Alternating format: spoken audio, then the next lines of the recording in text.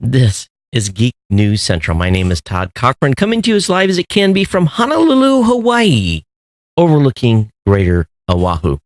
The lead stories are Uber is adding a safety feature after a tragic event. Amazon has introduced their free music offering. U.S. facial recognition to cover 97% of U.S. airports.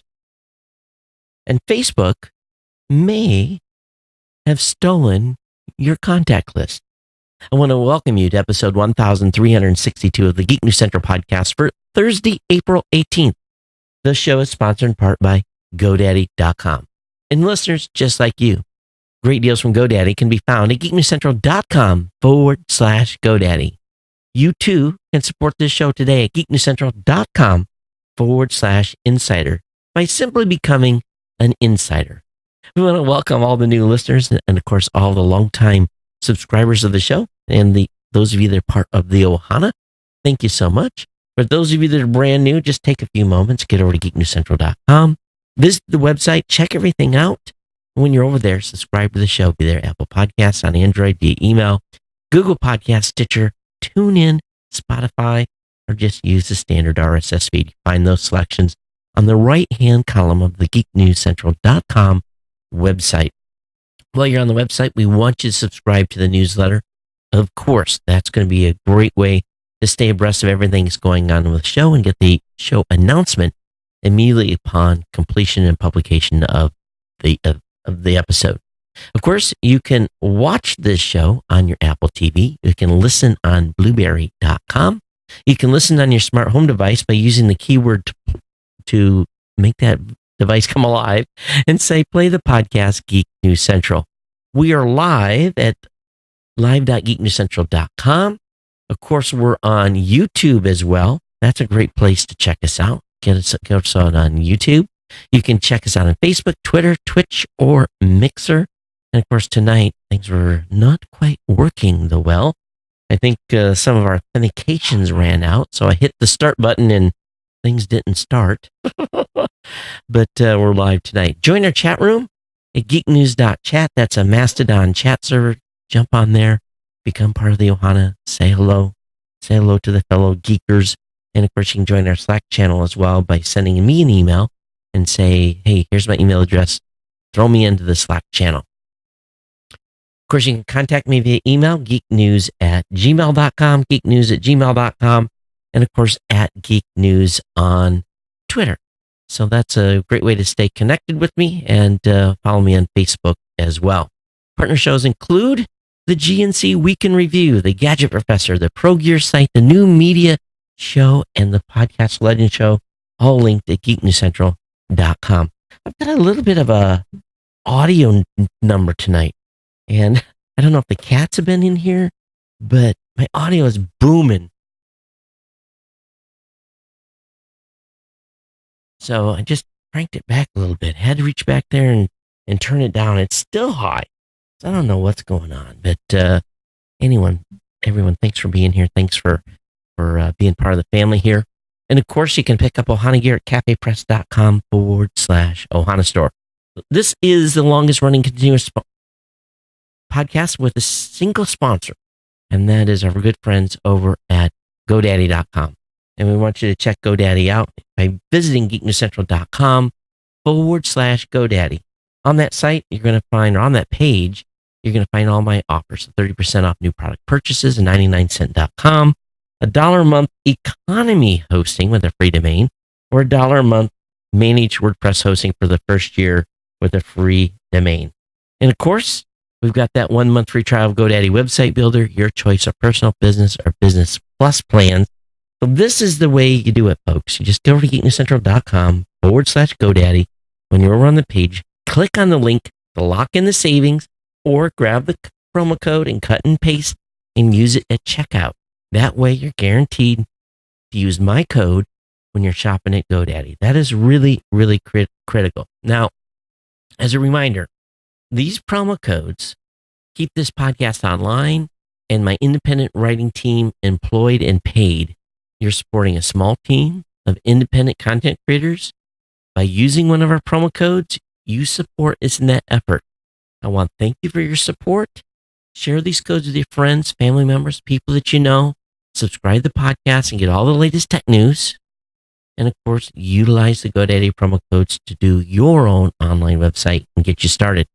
GoDaddy has helped tens of thousands of my listeners save thousands of dollars. Just take advantage of this. So these are non-expiring promo codes. They continue to work week after week, so you can give them to your friends, people that you know. Again, receive significant savings on these. And again, enter the promo code when you check out, or click on the link right on the website at geeknewscentral.com/GoDaddy. I want to thank GoDaddy for being a longtime sponsor here. And of course, we want to thank all of you for your ongoing continued support as well. And also the promotion of the codes and linking to them via Facebook, Twitter, all on the social media paths. We thank you so, so much. So let me get you through here a little bit on what's going on. There is about 150, maybe 140 less pounds in the studio in the back and stuff around the floor in here. I have, of course, I'm flying out to Columbus tomorrow. For those of you that listen to the show on Friday, I'm leaving tomorrow, which is Saturday. It's Thursday for those of you that are live. But fly out to Columbus on Saturday, and I'm taking 2 suitcases full of microphones, camera gear. I'm just basically taking 2 big bags of stuff with me on my flight to Columbus. I'm checking 3 bags. That should be curious. Getting them all through security and dragging them around and getting them. Yeah, it's going to be fun. And then I'm doing 2 carry-ons. So I'm humping a bunch of stuff because I'm taking all the lithium-ion batteries. I can't check those in luggage. So I literally have a duffel bag with a laptop that I'm pre-positioning and about probably 20 individual lithium-ion batteries because I need all this stuff starting to get moved that way and high-value stuff. So anyway, that's all going to go. Yes, there will be TSA locks on my suitcases. But anyway, so that stuff goes with me on Saturday, and a little light in the load here in the studio. Just a little, not much, for sure. But next week, I will be doing the audio for the show only. No video from our studio in Columbus. So maybe a little different sound next week. So we'll keep you advised on that. And but it'll be, I'll give you guys some pictures of our new studio as well. But we're going to be a Monday and a Wednesday show. Thursday, we're having a team dinner. So there's no way I can do a show on Thursday. Then Friday, my board of directors starts a meeting, 2 days worth of meetings for that. So there's no way there's going to be a show Thursday, Friday, or Saturday. So next week will be Monday, Wednesday for the show. So that'll just give you a little idea on what the plan is and to keep you all up to date here. So anyway, that wraps up the administrative stuff. I'm still hot. My ears are getting like blown out. I don't know what happened. Didn't change anything back there. I must have bumped something because it's driving me crazy. I'm looking at the levels being recorded and yeah, they're a little different tonight. So something got tweaked. And I was right back in there around the mixer and stuff, messing around. So I must have hit a knob. So I'm going to live with it. Hey, everyone. Thanks for checking in. Paul, thanks for saying hello. And Nathan as well. Don't you have super fast fiber internet there? No. It's on cable. And the place I'm going to in Michigan, and Paul, it's much worse. So, yeah, what's a video podcaster going to do with crappy internet? It's going to be interesting. And I'm going to tell you what's really, going to save me is definitely Wowza and being able to live stream on Wowza and, push one stream to push to many. So that will be the plan once we get there. But anyway, thanks for everyone for checking in. All right, so let's talk a little bit about Uber. Uber has added a new safety alert following the death of a college student. And I didn't know about this, but there was a murder of a college student who mistakenly entered a vehicle that she believed to be an Uber that she had called for. Now, when a car, here's the thing you have to pay attention to, ladies and even fellas. If you're doing Uber on the app itself, it gives you the license plates of the vehicle, gives you the person's name, and when they roll up, when the vehicle rolls up, typically they'll roll down the window and they'll say your name. They'll say Todd, and I'll say yep, but then I'll walk around. If the license plates on the vehicle isn't, if it's in a state that doesn't have front license plate, I walk around and I look to make sure the license plate matches before I get in the vehicle. I'm not sure what happened to her, but they'll always ask your name. So starting today, the Uber app will send push notifications containing driver details. Again, including license plate number, vehicle type, and color. Now, that's all on the app when you're using it. And an in-app banner will also remind people to confirm they're getting into the correct car. Now, in addition to the in-app notification, which will be made available nationwide in the coming days, Uber is also launching a new campus safety initiative. The company is partnering with the University of South Carolina to create dedicated pickup zones on campuses. The areas will be well lit and have law enforcement officers stationed nearby to ensure safe travel. And Uber is also creating a new tool called Campus Rides that will provide lifts around the University of South Carolina when the other options are not available. So they're planning on to work with other schools across the U.S. to set up other services. And so just be careful out there on these rides. And, if you get to an Uber and a person rolls up and you don't like the look of the person, cancel the ride. It's going to cost you $5 for the cancel, but cancel the ride. If you don't feel like that individual is someone you want to get in a car with, cancel the ride. Sometimes our second sense or fifth sense or whatever that is tells us when we're not supposed to be in a vehicle. Now, I've had 2 rides, both in Las Vegas, where the Uber driver got a lower mark. I had a Uber driver that both Uber drivers were driving aggressive, very, very aggressive. And I actually mentioned to those 2 drivers, hey, you're driving a little aggressive. And that typically gets their attention. But I had one guy on this last trip to Vegas who, after I cautioned him, did not let his foot off the pedal. And I got to he was dropping me at the hotel, and he said, was this a 5-star ride? And I said, no, it was not. I said, you were too aggressive and driving too fast, and I asked you to be careful. And you're driving too aggressive. It's not. And he marked me. I had to speak to him. Normally, it's probably not a good idea to, but I wanted to let him know I wasn't comfortable with his driving. And I gave him a 4-star, and I made a comment. And I'm sure he marked me down because I know my rating went down a little bit as well. But the other driver I had was in a pickup truck, and he was a little bit aggressive. That was about a year ago, another driver in Vegas. So again, probably out of 100 rides I've done over the course of a couple of years, that 2 experiences were not acceptable to me. So, don't be afraid to speak up to your driver if they're making you nervous. It's not worth it. It really, really isn't. And some of these drivers are driving too long. You can tell when they're starting to get punchy.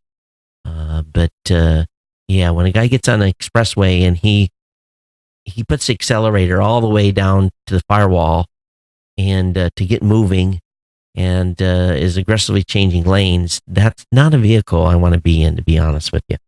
So anyway, my experience, yours will vary, but this new safety alert will help make sure that you get in the right car. And just pay attention to the app. Switching topics here, Amazon Music has launched their free streaming tier through Alexa, only for now. I'm sorry, I just triggered my device and your device. So this, they soft launched its free streaming tier, which for U.S. customers of its Alexa's voice will have, and there I did again, access to top Amazon Music playlists and thousands of stations at no cost. The limited access that the new free service provides is only available through Alexa. And when the listener requests a song, it leads to an Amazon playlist or station rather than an album. And it's presumably the first phase of a full ad-supported streaming tier that will launch at some point in the future. So for those that do not have a Prime membership or a subscription to Amazon Music, you're now going to be able to listen to this ad-supported selection of top playlists, okay? And I have some more news a little later in the show about another company that's doing tit for tat, so we'll talk about them in a minute. It's being reported on The Verge that the U.S. facial recognition will cover 97% of departing airline passengers within 4 years. So the Department of Homeland Security says that this facial recognition technology being employed in airports, again, will screen 97% of departing passengers. The system, which involves photographing passengers before they board their flight, first started rolling out in 2017 and was operational at 15 U.S. airports by the end of 2018. It basically works by photographing passengers at their departure gate. It then cross-references this photograph against a library populated with face images from visas and passport applications, as well as those taken by border agents when foreigners enter the country. The aim of the system is to offer biometric exit, which gives authorities as good an idea of who's leaving the country, who's entering it, and allows them to identify people who have overstayed their visas. So isn't this interesting here? Now, if you think about this, if someone is here illegally or overstayed a visa and it scans a face, will that start causing detentions? So since the introduction of the current system, which uses only manifest, they've only identified 7,000 passengers who overstayed their visa on 15,000 flights. Since the facial recognition they've identified 7,000 passengers who overstayed their visas on 15,000 flights, so that they estimate that over 600,000 people a year overstay their visas in the United States, which carries a maximum penalty of 10 years ban from entering the U.S. If you ever get flagged for secondary in the United States, it may be because you overstayed your visa once before, or they think that you've come to this country, come to the United States and maybe worked before. They have some indication. So there's a variety of reasons people get pulled into secondary when you're arriving internationally from the United States.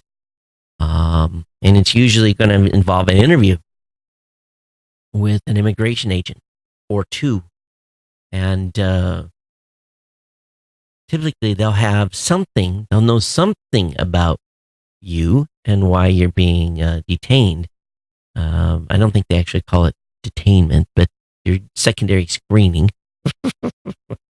So, and I've never been secondary screened in any other country. I'm sure most countries have the same type of procedures. They put you aside and ask questions. I know one time in Japan, they were confused because I had an entry visa, but no exit stamp. And yet I was re-entering the country again. And I had to explain that I'd flown out of a military airplane and no one physically stamped our visa when we left. So that sufficed.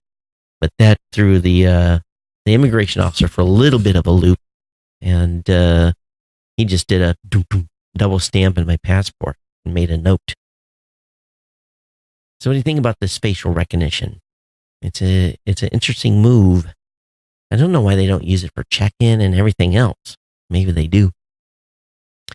Facebook has been accused, and I guess they've admitted to uploading 1.5 million people's email contacts without consent. So this comes from Business Insider. where Facebook has harvested these email contacts since May of 2016. And they didn't ask permission to do it. The Facebook said they were unintentionally uploaded to Facebook, and they're now, quote unquote, deleting them. So a security researcher noted that Facebook was asking some users to enter their email passwords when they signed up for a new account. This was, quote unquote, to verify their identity. Again, this is something that they should never ask, right? Facebook wasn't content with having a new user's email address. It also wanted a password to that user's email address. You think about that. It's asking you for the golden ticket, the golden password to your email account.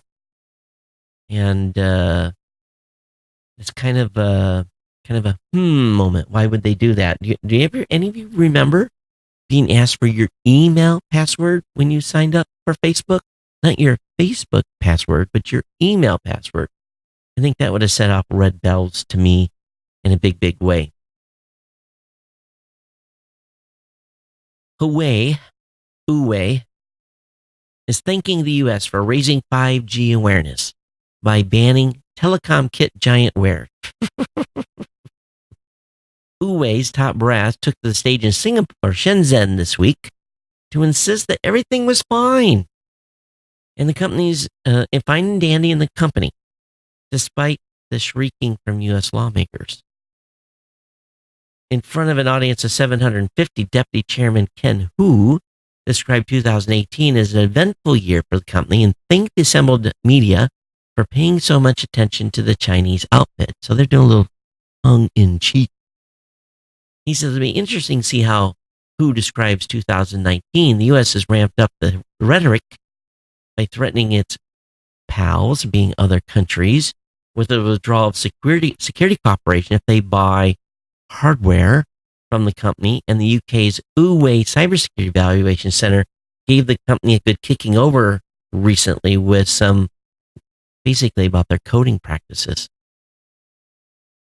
On the plus side, he said that Germany has managed to resist the increased shrill demands from the United States.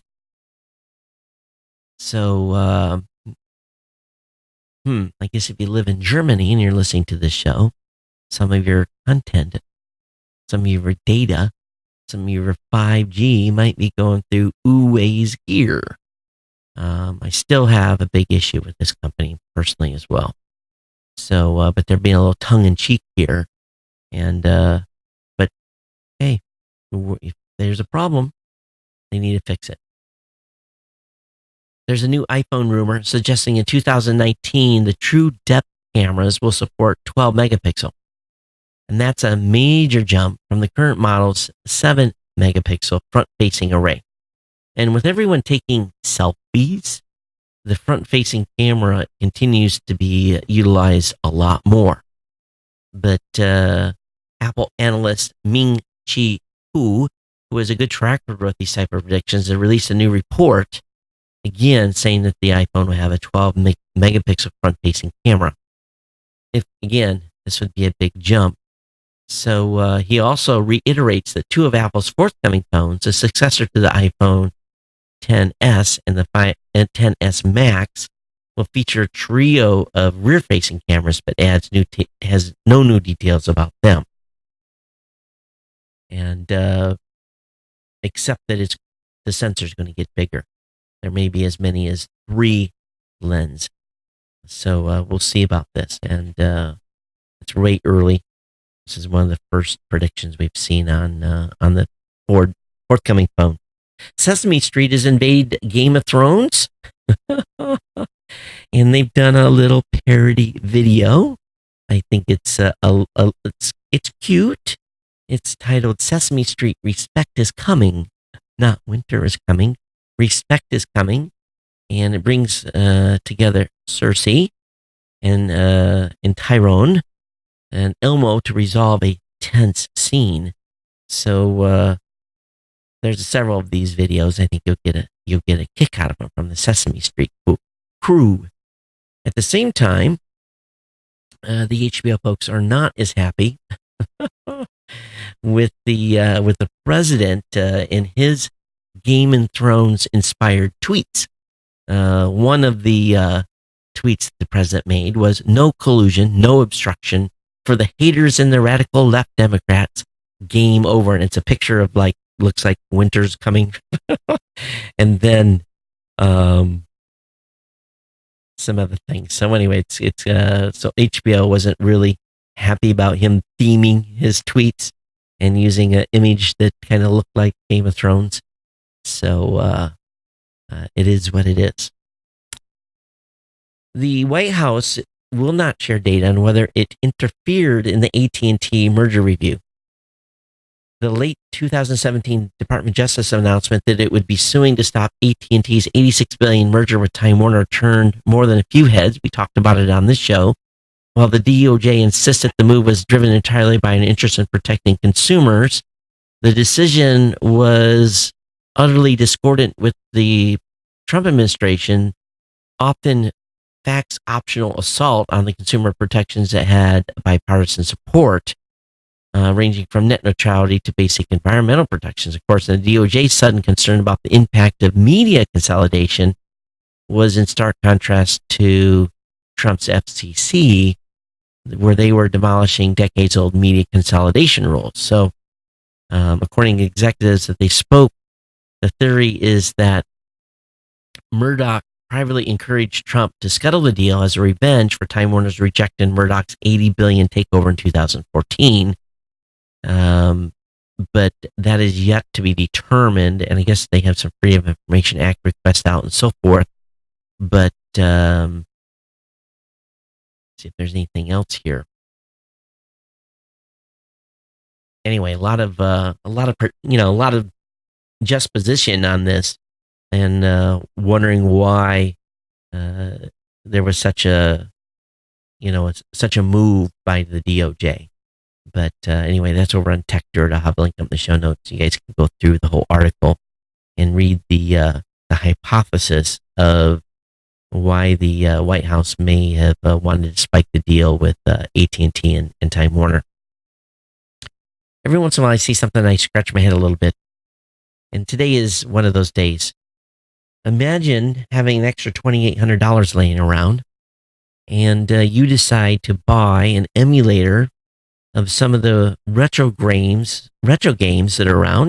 There's some emulators, right? But $2,800 for a emulator that basically makes it look like a retro TV. And this is a Swedish artist and craftsman created one that goes the extra mile. The Yesterday Vision contains a 19-inch 4x3 monitor that's designed to have the curvature distortion of an old CRT monitor. Yeah, that's just what we want. It also has a full range of loudspeakers and built-in Raspberry Pi computer that emulates a gaming system like the Super NES, the NES, the Genesis, the Neo Game, the MAME, Atari 2600, the N64, and the PSX. And of course, you can also play modern games, connect with your laptop. But yeah, for $2,800, I think I'll spend my money more wisely. But for those of you that have more money than common sense and are into the retro stuff, this may be exactly what the doctor ordered. In more productive news, the Cygnus spacecraft is heading to space station with 40 mice and some satellites. So this is exciting. A new cargo mission is en route to the International Space Station. The Northrop Grumman Antares rocket lifted off on Wednesday, delivering the uncrewed Cygnus vessel to space. Although this Cygnus does not have a crew, they do have a crew. They got 41 mice on board.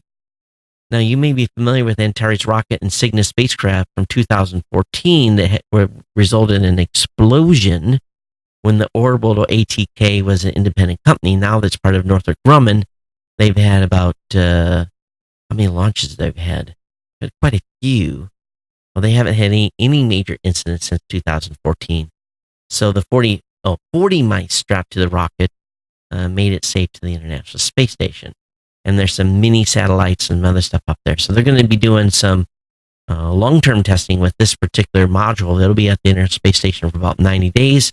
and then they're going to do some science with it and try to do a second launch and try to be able to support 2 spacecraft in space at the same time. So we continue to have more lift capability be brought to bear to the International Space Station, which is good. Apple's making it easier to recycle iPhones in the United States. It's quadrupling the number of drop-off recycling locations. And with Earth Day just around the corner, Apple announced that this increase in locations is where customers can send their iPhones for recycling. And of course, the company's recycling robot Daisy can disassemble about 200 phones an hour. And recovered materials are recycled back into the manufacturing process, and Apple sends iPhone batteries.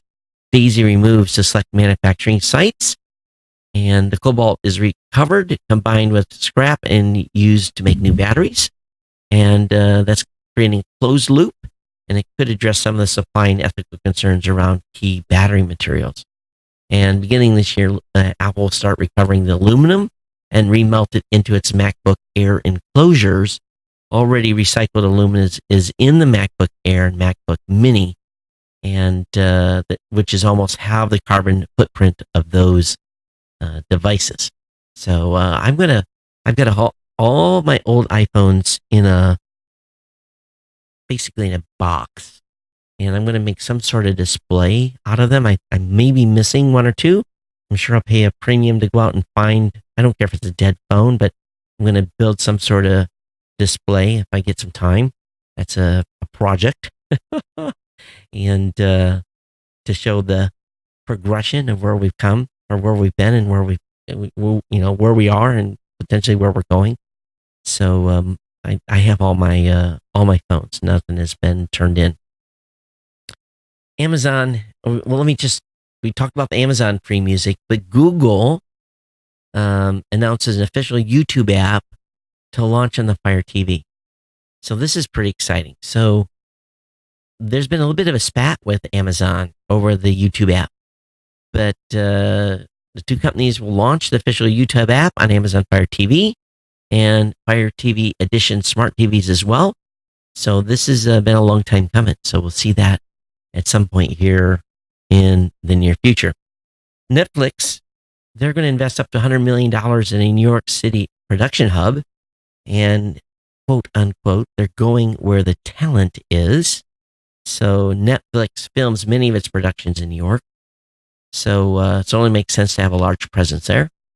So they're going to expand its office in the Manhattan Flatatron district. Did I just pronounce that wrong? Flatiron district.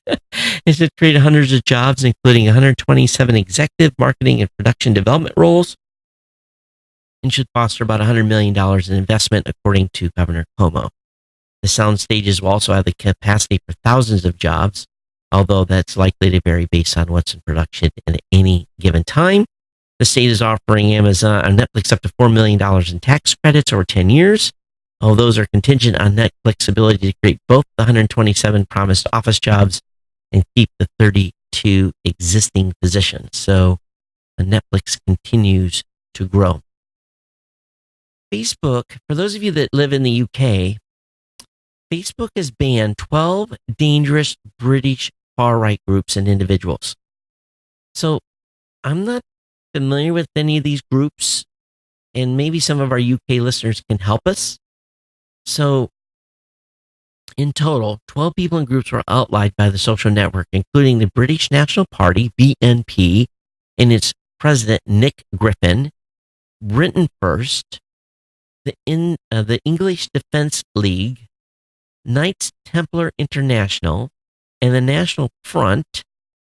Co-founder of the English Defence League, Tommy Robinson, is already banned under the same policy. So Facebook is saying those are organizations and individuals who have spread hate or attack or call for the exclusion of others on the basis of who they are. So can anyone in the UK, I don't know any of these groups, give us kind of a rundown of why and what is driving, are they really that crazy? I'd really love to hear from someone that has some insider information on that. I'm not really familiar with any of these groups. in the UK at all.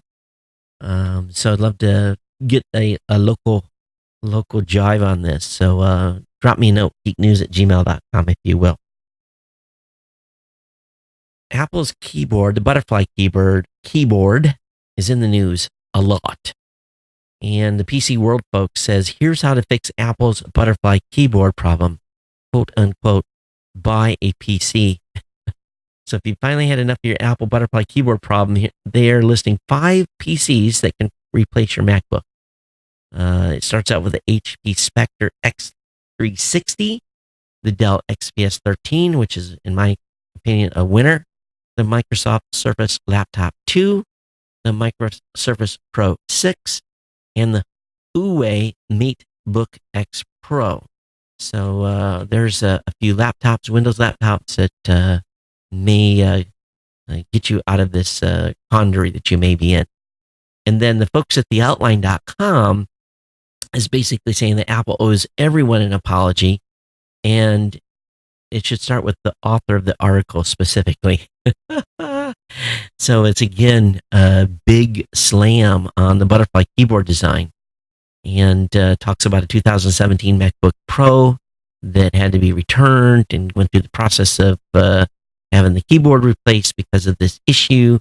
And it just goes on and on and on with everyone that's complained, really from real big outspoken folks in the tech space to just individual users that continue to have problem with this keyboard. And, there's something I keep telling my son. Like this morning, my wife and son left for Osaka. They're going to go to the cherry blossoms. It's a little bit late, and I think they're staying in Kyoto. So he was, came and asked me if he could take his laptop with him, and I was like, "Why? You're not taking your camera?" And he said, "I've got a video to edit," and I'm like, "Okay." So I said, "By the way, bring your laptop in here," and I brought it in, and I took a look at it, and I said, "You got to keep that keyboard clean." And if I saw a little bit of dirt on it, I said, "This is a big issue with this." And as a reminder, once again, to keep the keyboard clean, I keep a cloth here, and I wipe my keyboard down quite often and use air as well to blow off the keyboard, and I close the lid whenever I'm not using it for a few hours. So if you haven't, you shouldn't have to worry about that. I've got a keyboard sitting here from my it's a gamer keyboard that I've got hooked to my iMac Pro, and this thing is awesome. It's no issue with the keyboard, but the laptop's a whole different issue. So anyway, 2 articles on that. Next up, there's 12 movies to celebrate Easter, Passover, and the rebirth of spring. So Tech Hive is making some suggestions. Everything from Cool Can Luke to Easter Parade to the Gospel according to St. Matthew. Variety of classics here. The Last Temptation of Christ, Life of Brian. So a variety of stuff here that is being recommended by the folks from Tech Hive for the celebrate Easter and Passover. So I have the link up in the show notes for you on that. Extreme Tech is reporting that an alien meteorite may have burned up in the atmosphere in 2014. So, of course, we talked about the Oumuamua, the very big one that passed by us in 2017, but scientists don't think it was the first. They think that we were hit with an alien, a meteorite or comet. It wasn't a comet. Yeah, I guess it was a comet or a small asteroid comet in 2014 that may have burned up over the Pacific Ocean. But anyway, it goes into that. They've got some pictures of the